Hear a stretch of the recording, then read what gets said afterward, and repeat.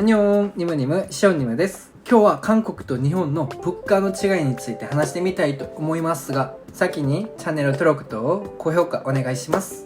韓国に20年以上、日本に4年ぐらい住んでみて、自分がほんまに住んでみて感じたことだけ言ってみたいと思います。韓国がいい、日本がいいとかでは話は絶対ないですよ。今日の資料は自分の経験、Google、最近の AI、チャット GPT に聞いて総合的に合わせた感じです。物価が高いから悪い、物価が安いからいいっていう話ではないですよ。どこの国がいいとかでもないですよ。感じたことそのまま言うだけですよ。あと基本的に自分の国のものは自分の国が安いので、それは除いて話したいと思います。もう違う場合もあるけど、ほとんど自分の国のものは自分の国が安いですね。皆さんは韓国と日本、物価どこが高いと思いますか？自分は日本に来る前は日本が高いだろうって思ったんですよ。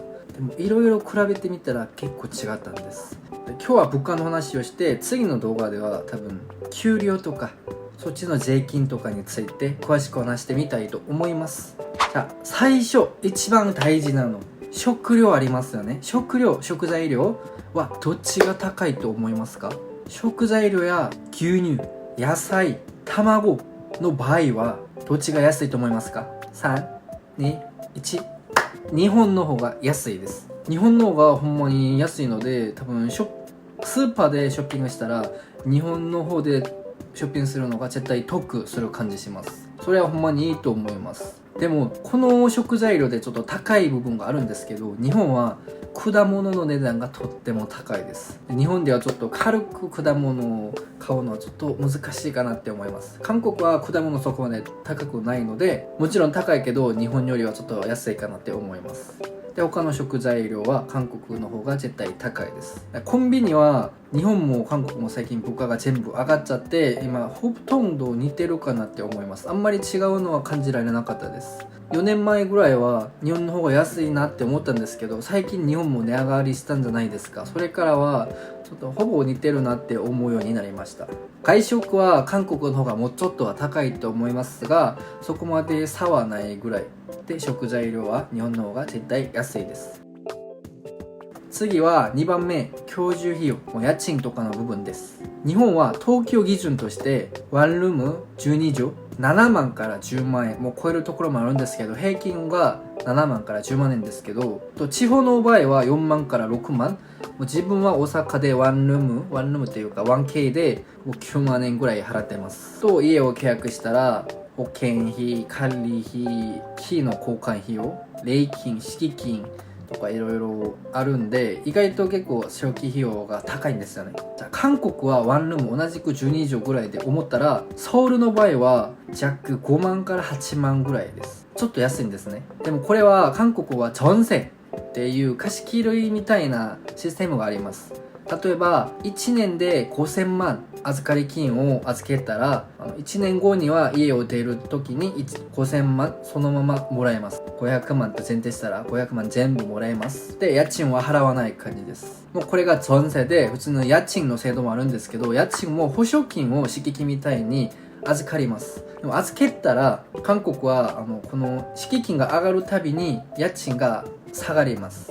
なので初期費用に余裕がある人はその保証金をたくさん入れる方も多いです。でももちろんワンルームとかは10万から50万の敷金が多いです。もちろん全部もらえますよ。と最近は保証金ゼロとかも多いので、その部分はあんまり変わらないかもしれないんです。で代わりに韓国は全部冷蔵庫、洗濯機、クーラー、電気全部ついてるので、この引っ越し代とかは韓国の方が安くなると思います。こんな家に住んだらガス費、電気代、水道水全部払うと思うんですけど、だいたい日本の方が 1.5 倍ぐらい高いかなって思います。これは日本が民営化してるので仕方ないかなって思いますけど、住んでみたらやっぱ日本の方が家の部分では出るお金が多いかなと思います。もちろん家を買うことになったらまた別の話になるかもしれないんですけど、家賃の場合は韓国の方が安いです。3、交通費。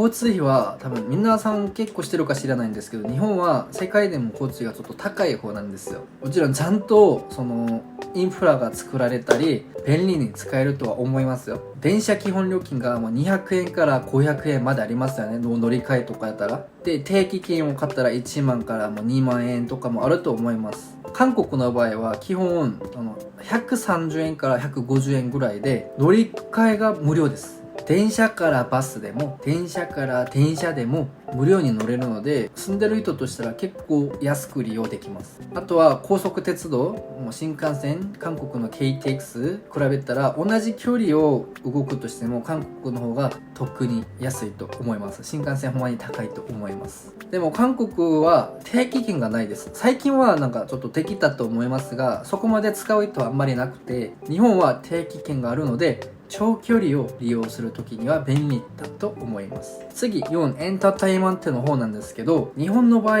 映画1800円から2500円くらいやってますよね。韓国の場合は1200円から1500円くらいやってます。これもう値上がりしたものです。でもそうしてもなんか最近はみんな映画館に行って映画あんまり見ないんじゃないですか。最近はみんなネットフリックスみたいなサービスをよく利用してるので、映画館はあんまり行かなくなってますよね。カラオケなんですけど、カラオケは韓国と日本のちょっと違う部分が、日本はだいたい1人ずつの料金を払うと思います。なので1人でカラオケ行ったら日本の方が安いと思いますが、韓国は部屋の料金をもらうので、何人が入ってもその部屋の大きさとかでお金をもらう感じが多いので、大人数になったら韓国が安くなると思います。で韓国にはまたコインカラオケっていうものがあるので、1曲で今なんぼやろ、昔は1曲で30円50円でも100円で3曲歌えるとかシステムがもうあります。はい、で次は自動車の維持費になるんですけど、日本と韓国の車の税金はほとんど似てるんですけど、何が違うというと車検部分です。日本の場合は車検2年に1回10万円から20万円、あと重量税5000円から2万円ありますよね。韓国は同じく2年に1回するんですけど3000円から1万円です。あと重量税これはないです。なのでこの車検は韓国の方が安いです。じゃあガソリン代って言ったら、ガソリン代は日本の方が10円20円30円ぐらい安い場合が多いです。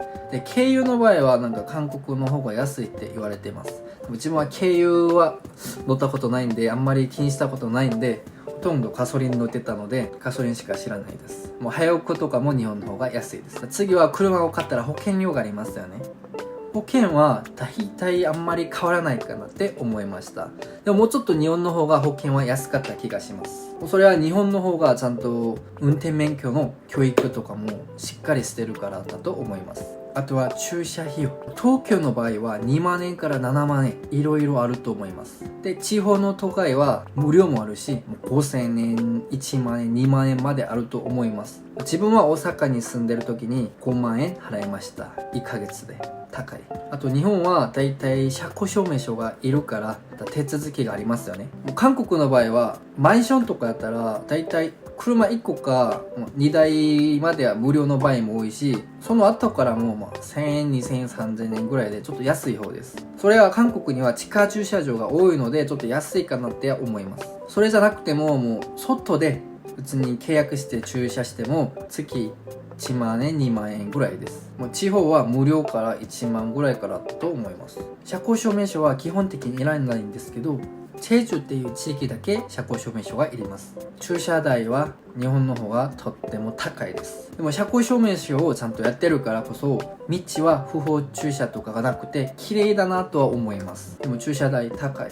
で車の方で最後は高速道路なんですけど、日本はだいたい1キロずつ25円から50円です。で韓国の場合は1キロずつ10円から15円です。なのでこれがたまったら韓国の方が安いんですけど、韓国は一番奥から奥まで行っても3500円ぐらいであんまり高くないです。もうその中にあるサービスエリアとかもしっかりされてるし、全然質が悪いとかではないんです。日本の高速道路乗ってみていいんですけど、いつも高いなって思って負担になって高速道路を乗らずに国道で走ってた場合も結構あります。で、最後で6、病院代なんですけど、この部分は皆さん保険によって違うかもしれないんですけど、大体皆さんどっちが高いと思いますか？日本も安い国って言われてますよね。保険の適用前の日本は5000円から8000円、韓国は1000円から2000円で、保険を適用したら日本は1500円から2000円、韓国は500円から1000円ぐらいになります。安いからやぶって感じでもなくて、日本の病院行ったことあるんですけど、話して口を見せて心臓の音を聞いて終わったんですよ。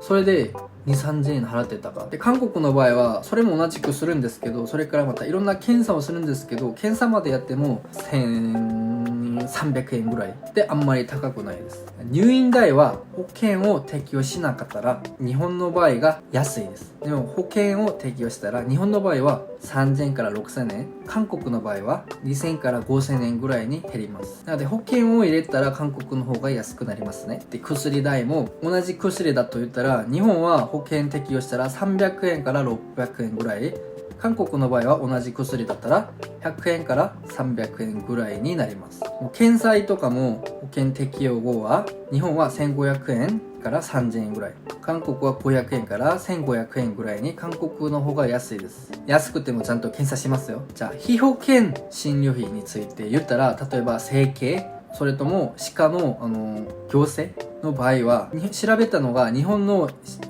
矯正は100万だと言ったら韓国の場合は50万円になります。これはびっくりしました。整形の場合も韓国の方が安いんですよね。じゃあ保険料がどうか皆さんに言ってみたいと思います。もう基本どっちの国も義務加入です。で、日本の場合は保険を適用したら診療費の3割を払いますよね。で、自分の給料によって保険料が変わると思います。日本の平均が1万5000円から4万円ぐらいらしいです。で、韓国は保険を適用したら自分が2割から5割を払います。どんな病気によってちょっと違うらしいです。で、韓国の場合は給料の 6% を保険料として払うらしいです。で、実際に経験したのが保険料は韓国の方が安いかなって思います。韓国で働いてた時に保険料が出てるんかなってもあんまり思ったことないぐらいに感じたことないんですけど、日本に住んだら保険料結構引かれるなって思うぐらいにちょっと高いなって思いました。こんな感じで6個ぐらいの物価差を